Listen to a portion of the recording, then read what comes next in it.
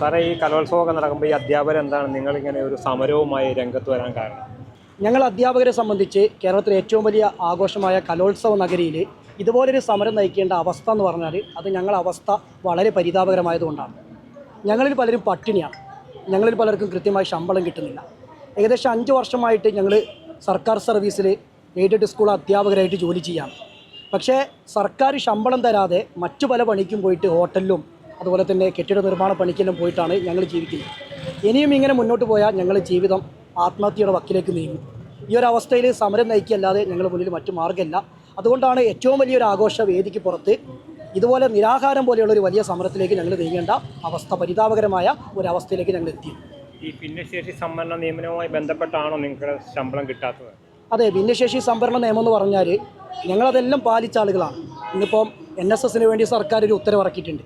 ആ ഉത്തരവിൽ പറഞ്ഞ എല്ലാ മാനദണ്ഡങ്ങളും പാലിച്ച് വേണ്ട പോസ്റ്റുകൾ മാറ്റിവെച്ചു. അതുപോലെ തന്നെ ഭിന്നശേഷിക്കാർക്ക് വേണ്ടിയിട്ടുള്ള എല്ലാ അപേക്ഷകളും നൽകി.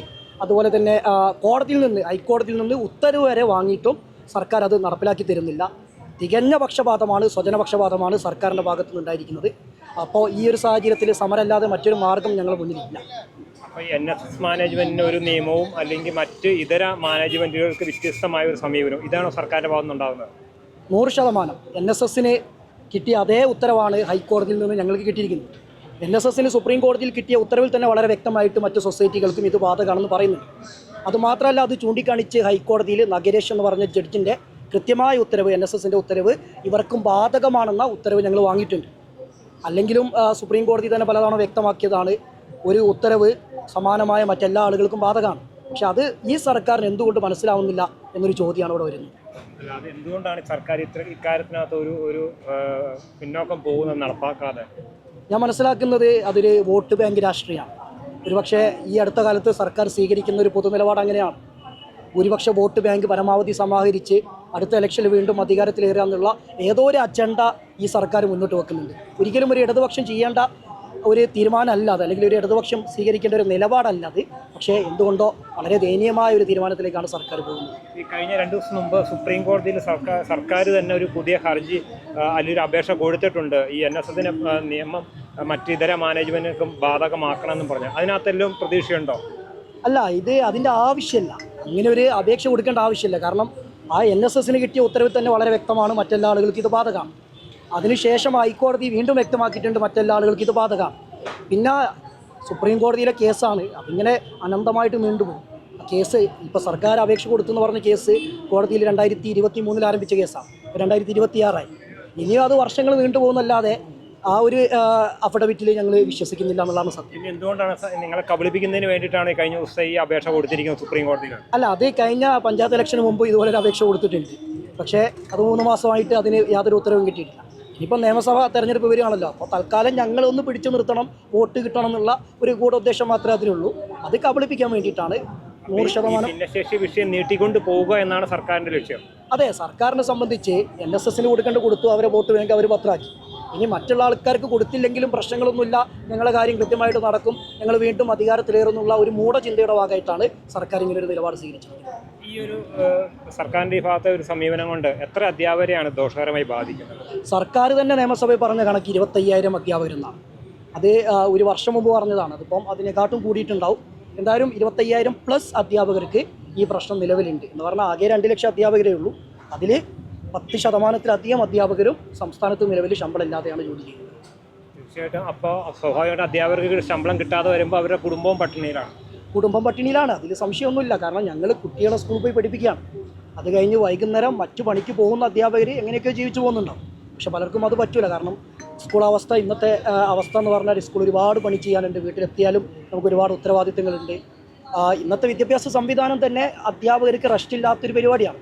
ആ ഒരു അവസ്ഥയിൽ ആ അധ്യാപകർ മറ്റു പണിക്ക് കൂടി പോയിട്ട് കുടുംബം പോറ്റണമെന്ന് പറയുന്നേരം ഇത് തകരുക വിദ്യാഭ്യാസ മേഖലയുടെ ഗുണനിലവാരത്തെ തന്നെയാണ്. നിങ്ങൾ ഇനി സമരം ശക്തമായി തന്നെ മുന്നോട്ട് കൊണ്ടുപോകും? 100%. ഞങ്ങൾ ലക്ഷ്യം നേടുന്നത് വരെ, മരണം വരെ സമരരംഗത്ത് അടിയുറച്ച് നിൽക്കാൻ തന്നെയാണ് തീരുമാനം. കാരണം ഞങ്ങളുടെ മുന്നിൽ മറ്റു മാർഗ്ഗമില്ല. ജീവിക്കാൻ ഞങ്ങൾക്ക് ശമ്പളം കിട്ടണം. അല്ലെങ്കിൽ ഞങ്ങളെ പുറത്താക്കട്ടെ, അല്ലെങ്കിൽ വേറെ എവിടെന്നെങ്കിലും, ഇപ്പോൾ മാനേജ്മെൻറ്റാണ് ഞങ്ങളെ നിയമിച്ചതെങ്കിൽ മാനേജ്മെൻറ്റിൻ്റെ കയ്യിൽ നിന്ന് ശമ്പളം വാങ്ങിത്തരട്ടെ. എങ്ങനെയാണെങ്കിലും ഞങ്ങൾ ചെയ്യുന്ന പണിക്ക് ശമ്പളം കിട്ടണം. അതാണ് ഞങ്ങളുടെ നിലപാട്. അത് ഏതൊരു സർക്കാർ സ്വീകരിക്കേണ്ട ഏറ്റവും അടിസ്ഥാനപരമായ കാര്യമാണല്ലോ. സമൂഹത്തിൽ ജോലി ചെയ്യുന്ന ആളുകൾക്ക് ശമ്പളം വാങ്ങിക്കൊടുക്കുക എന്നുള്ളത്. ഇപ്പോൾ സർക്കാർ തരുന്നില്ലെങ്കിൽ വേറെ എവിടെയെങ്കിലും വാങ്ങിത്തരാം. കാരണം സർക്കാർ സംവിധാനത്തിലുള്ള ഒരു വിദ്യാഭ്യാസ സംവിധാനത്തിൽ കുട്ടികളെ സൗജന്യമായി പഠിപ്പിക്കുന്ന അധ്യാപകരാണ് ഞങ്ങൾ. അപ്പോൾ സ്വാഭാവികമായിട്ടും ഞങ്ങൾക്ക് കിട്ടേണ്ട വേതനം വാങ്ങിത്തരിക എന്നുള്ള ഉത്തരവാദിത്വം, അത് ഏത് ഭിന്നശേഷിയുടെ തടസ്സം പറഞ്ഞാലും അത് സർക്കാരിൻ്റെ ഉത്തരവാദിത്തമാണ്. സർക്കാർ അത് ചെയ്തില്ലെങ്കിൽ മരണം വരെ സമരമായിട്ട് ഞങ്ങൾ മുന്നിൽ. നമുക്കറിയാം, കലോത്സവം നടക്കുകയാണ്. കലോത്സവത്തിൻ്റെ ഭാഗമാണ് ഞങ്ങളെല്ലാവരും. എൻ്റെ കയ്യിൽ തന്നെ ഏതാണ്ട് 10-47 കുട്ടികൾ എൻ്റെ സ്കൂളിൽ നിന്ന് തന്നെ കലോത്സവത്തിൽ പങ്കെടുക്കാനായിട്ട് ഈ ദിവസങ്ങളിൽ വരുന്നുണ്ട്. അവരുടെ കൂടെയാണ് ഞാനും വന്നത്. അവരെ അതിനുള്ള സംവിധാനത്തിലൊക്കെ എത്തിച്ചതിന് ശേഷമാണ് ഞാൻ ഈ സമയത്ത് ഈ കോർപ്പറേഷൻ്റെ മുമ്പിൽ കേരള കാത്തലിക് ടീച്ചേഴ്സ് ഗിൽഡിൻ്റെ നേതൃത്വത്തിൽ നടക്കുന്ന ഈ സമരപന്തലിലേക്ക് എത്തിയിട്ടുള്ളത്. നമുക്കറിയാം, ഇത് കേരളത്തെ ഈ കാര്യം പറഞ്ഞിനി പഠിപ്പിക്കേണ്ടതുണ്ടോ എന്ന് എനിക്ക് സംശയമുണ്ട്. കാരണം അത്രമാത്രം പൊതുജന ശ്രദ്ധയിലേക്ക് വന്ന ഒരു അവകാശ നിഷേധത്തെ, ഒരു മനുഷ്യാവകാശ പ്രശ്നത്തെ, ഒരു നീതി നിഷേധത്തെ ചൂണ്ടിക്കാണിച്ചുകൊണ്ടാണ് ഈ സമരം ഇപ്പോൾ ഇവിടെ നടക്കുക. അത് കഴിഞ്ഞ മാസങ്ങളിൽ കേരളം മുഴുവനും അടിച്ച വലിയ സമരത്തിൻ്റെ അവസാനം നമ്മൾ കണ്ടു. അതിൽ വലിയ ജനപങ്കാളിത്തത്തോടെ 10,000-ഓളം അധ്യാപകരാണ് സെക്രട്ടേറിയറ്റ് നടക്കിൽ സമരത്തിനായിട്ട് എത്തിച്ചേർന്നത്. അവിടെ ഗവൺമെൻറ് ആ സമയത്ത് ഈ വിഷയത്തിൽ ഇടപെടുകയും ഇത് പ്രശ്നപരിഹാരം ഉണ്ടാക്കാൻ ഗവൺമെൻറ് ഉടനെ തന്നെ പ്രശ്നം പരിഹരിക്കാമെന്ന് പറഞ്ഞിട്ട് ഇപ്പോൾ ഏതാണ്ട് 3-3.5 മാസം കഴിഞ്ഞു. ഒന്നും സംഭവിച്ചിട്ടില്ല. അപ്പോൾ ഇത് വാസ്തവത്തിൽ NSSന് സുപ്രീം കോടതി നൽകിയ ആ വിധിയുടെ പശ്ചാത്തലത്തിൽ കേരളത്തിലെ മറ്റ് മാനേജ്മെൻറ്റ് സ്കൂളുകൾക്കും ഈ വിധി നടപ്പിലാക്കുന്നതിന് യാതൊരു തടസ്സവുമില്ലാത്ത സാഹചര്യത്തിൽ ഒരു ഗവൺമെൻറ് ഉത്തരവിലൂടെ വളരെ ലളിതമായിട്ട് പരിഹരിക്കാവുന്ന ഒരു പ്രശ്നത്തെ വീണ്ടും കോടതി വ്യവഹാരങ്ങളിലേക്ക് വലിച്ചഴച്ചുകൊണ്ട് കഴിഞ്ഞ 4 വർഷക്കാലം എങ്ങനെയാണോ ഏറെ ഉത്തരവാദിത്വമില്ലാതെ അലംഭാവമായിട്ട് ഈ വിഷയത്തെ കണ്ടത്, അതേ ആ ഒരു തരത്തിൽ തന്നെ ഇതിൻ്റെ എല്ലാ രൂക്ഷതകളും മനസ്സിലാക്കിയിട്ടും ഗവൺമെൻറ് നീങ്ങുന്നത് അത്രമാത്രം ഗുരുതരമായ വീഴ്ചയാണ്. അപ്പോൾ ഈ വീഴ്ചയെ ചൂണ്ടിക്കാണിക്കാനായിട്ട് ഒരു അധ്യാപകൻ എന്നുള്ള നിലയിൽ, അല്ലെങ്കിൽ ഉത്തരവാദിത്തപ്പെട്ട ഒരു സംഘടന എന്നുള്ള നിലയിൽ ഞങ്ങൾക്ക് ബാധ്യതയുണ്ട്. അപ്പോൾ തീർച്ചയായിട്ടും ജനാധിപത്യപരമായ ഈ അവകാശം നിറവേറ്റാനായിട്ടുള്ള ഞങ്ങളുടെ ബാധ്യതയാണ് വാസ്തവത്തിൽ ഞങ്ങൾ ഏറ്റെടുത്തിരിക്കുന്നത്. അതിൻ്റെ തുടർച്ചയായിട്ടാണ് ഇപ്പോൾ ഇവിടെ ഞങ്ങൾ പ്രഖ്യാപിച്ചു കഴിഞ്ഞു. അടുത്ത 4 ദിവസം ഈ വേദിയിൽ തന്നെ, ഈ സമരപന്തലിൽ തന്നെ സമരങ്ങളുടെ തുടർച്ചകൾ ഉണ്ടാകുന്നു. അത് ഇനിയും ഗവൺമെൻറ് കണ്ണു തുറക്കാത്ത സാഹചര്യത്തിൽ അടുത്ത നടപടികളിലേക്ക് പോകാതിരിക്കാനായിട്ട് തരമില്ല. സെക്രട്ടേറിയറ്റ് പടിക്കൽ ഞങ്ങൾ ഈ സമരത്തിൻ്റെ തുടർച്ചകളിലേക്ക് തന്നെ പോകുവാനായിട്ടുള്ള തീരുമാനമാണ്. ഇവിടെ കേരള കാത്തലിക് ടീച്ചേഴ്സ് ഗിൽഡിൻ്റെ നേതൃത്വത്തിൽ മാത്രമല്ല, ഈ സമരത്തോട് അനുഭാവം പ്രഖ്യാപിച്ചുകൊണ്ട്, ഐക്യദാർഢ്യം പ്രഖ്യാപിച്ചുകൊണ്ട് കേരള എയ്ഡഡ് മാനേജ്മെൻറ്റ് അസോസിയേഷൻ്റെ പ്രതിനിധികൾ എത്തിച്ചേർന്നിട്ടുണ്ടായിരുന്നു. എയ്ഡഡ് ടീച്ചേഴ്സ് കളക്റ്റീവിൻ്റെ പ്രതിനിധികൾ ഈ സമരത്തിൽ പങ്കുചേരുന്നുണ്ട്. അപ്പോൾ ഇങ്ങനെ ഇതൊരു ശക്തമായ ഒരു സമരമായിട്ട് മുമ്പോട്ട് പോവുക തന്നെ ചെയ്യും. ഈ സമരത്തിന് സന്ധിയില്ലാത്ത വിധത്തിൽ അത് വിജയിക്കുന്നത് വരെ, ഏതറ്റവും വരെയും പോകാനായിട്ട് അധ്യാപകർ മുമ്പോട്ട് വന്നിരിക്കുകയാണ്. ഈ മുന്നേറ്റത്തെ തടയാനായിട്ട് സർക്കാരിന് കഴിയാതെ വരും. നമുക്കറിയാം, തെരഞ്ഞെടുപ്പ് അടുത്ത് വരികയാണ്. ഒരു പൗരർ എന്നുള്ള നിലയിൽ, ഈ രാജ്യത്ത് ജീവിക്കുന്ന ആളുകൾ എന്നുള്ള നിലയിൽ നീതി നിഷേധിക്കപ്പെടുമ്പോൾ, നമ്മുടെ നിയമവ്യവസ്ഥ ചോദ്യം ചെയ്യപ്പെടുമ്പോൾ അതിന് എതിരെ പ്രതിഷേധം ഉയർത്താനായിട്ടുള്ള അവകാശത്തെ ഞങ്ങൾ വിനിയോഗിക്കുക മാത്രമാണ് ഇവിടെ ചെയ്യുന്നത്. അത് വിജയതീരത്തെത്തും എന്ന് ഞങ്ങൾക്ക് കൃത്യമായ ഉറപ്പുണ്ട്. ആ ഉറപ്പ് വെറുതെയല്ല, അത് സുപ്രീം കോടതി നൽകിയിട്ടുള്ള വിധിക്ക് അനുസൃതമായിട്ടുള്ളതാണ്. ആ വിധിയിൽ കൃത്യമായിട്ട് പറഞ്ഞിട്ടുണ്ട് എന്താണ് ഗവൺമെൻറ് നടത്തേണ്ടതെന്ന്, എന്താണ് ചെയ്യേണ്ടതെന്ന്. അത് ചെയ്യുക മാത്രമാണ് ഗവൺമെൻറ് ചെയ്യേണ്ടത്. അത് നടത്താത്ത, നിരുത്തരവാദിത്വപരമായ, ആത്മാർത്ഥതയില്ലാത്ത, കേരളത്തിൻ്റെ പൊതു വിദ്യാഭ്യാസ രംഗത്തെ തകർക്കുന്ന ഈ ഒരു നീക്കത്തെ ശക്തമായി അപലപിക്കാനും പ്രതിഷേധിക്കാനുമാണ് ഈ സമരം. ഈ അധ്യാപകരുടെ നിയമനങ്ങൾ നീട്ടിക്കൊണ്ട് പോകുന്ന ഈ ഭിന്നശേഷി സംവരണവുമായി ബന്ധപ്പെട്ടാണല്ലോ. അത് ഈ സർക്കാർ ഇപ്പോൾ കഴിഞ്ഞ ദിവസം സുപ്രീം കോടതിയിൽ ഒരു അപേക്ഷ നൽകിയിട്ടുണ്ട്. അതിലൊരെന്തെങ്കിലും പ്രതീക്ഷയുണ്ടോ? അത് നിങ്ങളെ കബളിപ്പിക്കുന്നതിന് വേണ്ടിയിട്ടാണോ? യഥാർത്ഥത്തിൽ സുപ്രീം കോടതി ഈ വിഷയത്തിൽ കൃത്യമായ വിധി പുറപ്പെടുവിച്ച് കഴിഞ്ഞു. അതായത് ഭിന്നശേഷി വിഭാഗത്തിൽ വരുന്ന ഉദ്യോഗാർത്ഥികളെ നിയമിക്കാനായിട്ട് ഇപ്പോൾ ആരുടെ കയ്യിലും ഇല്ല. അങ്ങനെയുള്ള അധ്യാപകർ ഇവിടെ ഇല്ല. അത്രയും പോസ്റ്റുകളിലേക്ക് നിയമിക്കാൻ അധ്യാപകർ ഇവിടെ ഇല്ല എന്നുള്ളൊരു പ്രശ്നമുണ്ട്. ഇനി അങ്ങനെ അത്തരം ഒഴിവുകൾ ഒഴിച്ചിടാനായിട്ട് മാനേജ്മെൻറ്റുകൾ തയ്യാറാണെന്നുള്ള സത്യവാങ്മൂലം ഗവൺമെൻറ്റിനും കോടതി അധികൃതർക്കും നൽകിയിട്ടുള്ളതാണ്. അപ്പോൾ ആ അടിസ്ഥാനത്തിൽ NSS വിധിയിൽ പറയുന്നത് അങ്ങനെ ഒഴിച്ചിട്ടുള്ള ആ ഒരു സത്യവാങ്മൂലം നൽകിയിട്ടുള്ള സ്കൂളുകളിൽ മറ്റ് പോസ്റ്റുകളിൽ മറ്റ് തസ്തികകളിൽ യോഗ്യതയുള്ള അധ്യാപകരെ നിയമിക്കാമെന്നാണ്. പക്ഷേ അതിന് തയ്യാറാകാത്തതാണ് ഇവിടുത്തെ യഥാർത്ഥത്തിലുള്ള പ്രശ്നം. അപ്പോൾ തീർച്ചയായിട്ടും ഇപ്പം കോടതിയുടെ മുമ്പിൽ ഈ വിഷയം നേരത്തെ ഉണ്ട്. നമുക്കറിയാം കോടതി സ്വാഭാവികമായിട്ട് അതിൻ്റെ നിയമപരമായിട്ടുള്ള തടസ്സങ്ങൾ അല്ലെങ്കിൽ അതിൻ്റെ കോടതി നടപടിക്രമങ്ങളുടെ ഭാഗമായിട്ടുണ്ടാകുന്ന ഒരു കാലതാമസമാണ്. അപ്പോൾ ആ കാലതാമസം എത്ര നാൾ നീളും? 4 വർഷമായി ഇപ്പോൾ ഇവർക്ക് ജോലിയുണ്ട്. മഹാരാജാവിന് ഔദ്യോഗികമായിട്ട് യോഗ്യതയുള്ള അധ്യാപകരുടെ ലിസ്റ്റ് തയ്യാറാക്കി അവരെ നിയമിച്ചിട്ട് ഇപ്പം 4 വർഷമായി. 2021 മുതൽ തുടരുന്ന വലിയൊരു പ്രശ്നമായത്. അപ്പോൾ ഇത് ജോലിയില്ലാതെ അധ്യാപകർക്ക് ഒരു ആദരണീയമെന്ന് നമ്മൾ കരുതിയിരുന്ന, ഏറ്റവും ബഹുമാന്യരെന്ന് കരുതിയിരുന്ന അധ്യാപകരുടെ അവസ്ഥ ഇതാണെങ്കിൽ കേരളത്തിലെ മറ്റ് അവസ്ഥ എന്താണെന്ന് നമ്മൾ ചിന്തിക്കേണ്ടതുണ്ട്. അപ്പം ആ ഒരു പ്രശ്നമാണ് ഏറ്റവും രൂക്ഷമായിട്ടുള്ളത്. അപ്പോൾ തീർച്ചയായിട്ടും നമ്മളെ സംബന്ധിച്ചിടത്തോളം അടഞ്ഞ അധ്യായമല്ല ഇത്. കോടതി നമ്മുടെ മുമ്പിലുണ്ട്, അവിടെ നീതി നടപ്പിലാകും. അത് നടപ്പിലായി കഴിഞ്ഞ ഒരർത്ഥത്തിൽ അത് നടപ്പിലാക്കേണ്ട ഗവൺമെൻറ് അത് സമയബന്ധിതമായിട്ട് അതിനുള്ള നയങ്ങളും തീരുമാനങ്ങളും എടുത്ത് അത്തരത്തിൽ മുമ്പോട്ട് പോകുന്നില്ല എന്നുള്ളതാണ് ഇപ്പോഴത്തെ പ്രശ്നം. പിന്നെ എന്തിനാണ് നിങ്ങളെ കബളിപ്പിക്കുന്നതിന് വേണ്ടിയിട്ടാണ് കഴിഞ്ഞ ദിവസം സുപ്രീം കോടതിയിൽ വീണ്ടും അപേക്ഷ നൽകിയത്?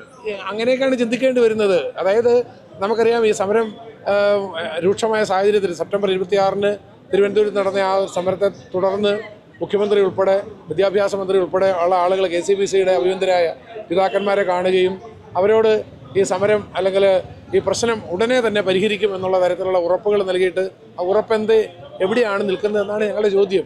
മാസങ്ങൾ എത്രയായി? എന്താണ് ചെയ്തത്? അപ്പം ഇത് അങ്ങേയറ്റം ഗുരുതരമായ ഒരു വിഷയമാണ്.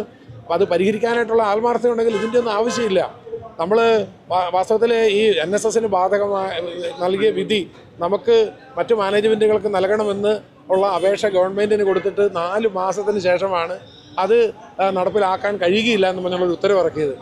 അതേസമയത്ത് NSSന് കേസിൻ്റെ അനുകൂലമായ വിധി കിട്ടി ഒരാഴ്ചക്കകം തന്നെ ഗവൺമെൻറ് ഉത്തരവ് കൊടുക്കുകയും ചെയ്തു. NSSന് കൊടുക്കരുത് നമ്മൾ പറയുന്നില്ല, അത് അവരുടെ അവകാശമാണ്.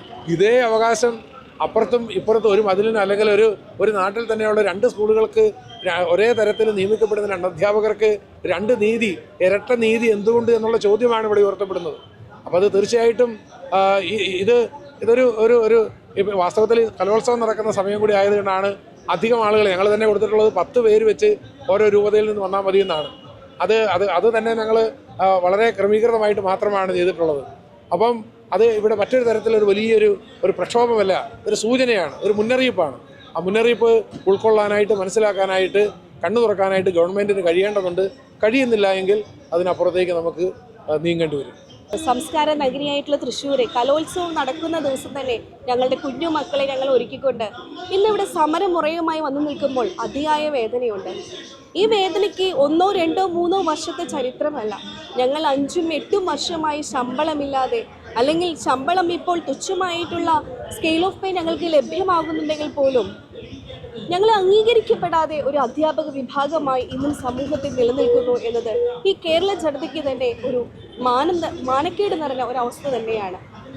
ഏകദേശം 5-8 വർഷമായി സർവീസിൽ കയറിയിട്ട് 7 വർഷത്തോളമായെങ്കിലും 1 രൂപ പോലും ശമ്പളം കിട്ടാതെ 6 വർഷത്തോളം ഞങ്ങൾ അനുഭവിച്ച വേദന അത് അനുഭവിക്കുന്നവർക്ക് മാത്രമാണ് അറിയാനായിട്ട് സാധിക്കുക.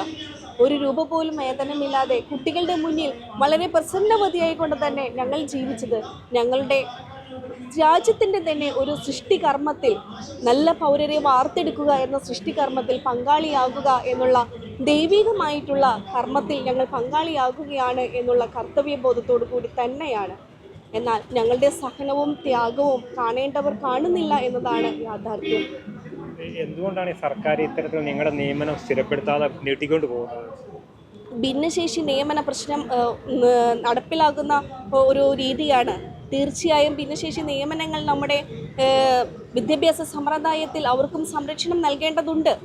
എന്നിരുന്നാൽ പോലും നായർ NSSന് നൽകിയ അതേ വിധി തന്നെ എന്തുകൊണ്ട് കാത്തലിക് വിഭാഗത്തിനും നൽകുന്നില്ല എന്നത് വലിയൊരു ചോദ്യം ചിഹ്നം തന്നെയാണ്. ഒരു അധികാരത്തിലിരിക്കുന്ന വ്യക്തിത്വം തന്നെ 2 രീതിയിലുള്ള നീതിയാണ് ഇവിടെ നടപ്പിലാക്കിക്കൊണ്ടിരിക്കുന്നത്. അത് വളരെയധികം വേദനാജനകമായിട്ടുള്ള വസ്തുത തന്നെയാണ്. ഇതുമൂലം നിങ്ങൾ 10-25,000 അധ്യാപകരല്ലേ വിഷമിക്കുന്നത്? തീർച്ചയായും അധ്യാപകരുടെ വേദന ഒരു ദിവസത്തെ കൂലി പോലും ഇല്ലാതെ മറ്റുള്ളവരുടെ മുന്നിൽ കൈനീട്ടേണ്ടി വരേണ്ട ഒരു മാനസികാവസ്ഥ പോലും ഞങ്ങൾ നിലനിർത്താതെ തന്നെ ഏതൊരു തൊഴിലിലും ദൈവികതയുണ്ട് എന്ന് വിശ്വസിച്ചുകൊണ്ട് ഞങ്ങൾ പാർട്ട് ടൈം ജോലി ചെയ്തുകൊണ്ട് തന്നെയാണ് ഞങ്ങളുടെ അന്നത്തെ ദിവസത്തിന് വേണ്ടിയിട്ടുള്ള കൂലി കണ്ടെത്തുന്ന അധ്യാപക വിഭാഗം തന്നെയാണ് മിക്കവരും. നിങ്ങളുടെ പലർക്കും ഇപ്പോൾ ഇവിടെ സൂചിപ്പിച്ചു 1-2 പേരൊക്കെ അധ്യാപകരൊക്കെ ശമ്പളം കിട്ടാതെ ജീവനൊടുക്കുന്ന ഒരു സാഹചര്യം ഉണ്ടായി. അതുപോലെ തന്നെ കുടുംബം വളരെ പ്രയാസത്തിലാണ്. ഇതിനൊക്കെ ഒരു പരിഹാരം സർക്കാർ ഉണ്ടാക്കി തരേണ്ടതല്ലേ?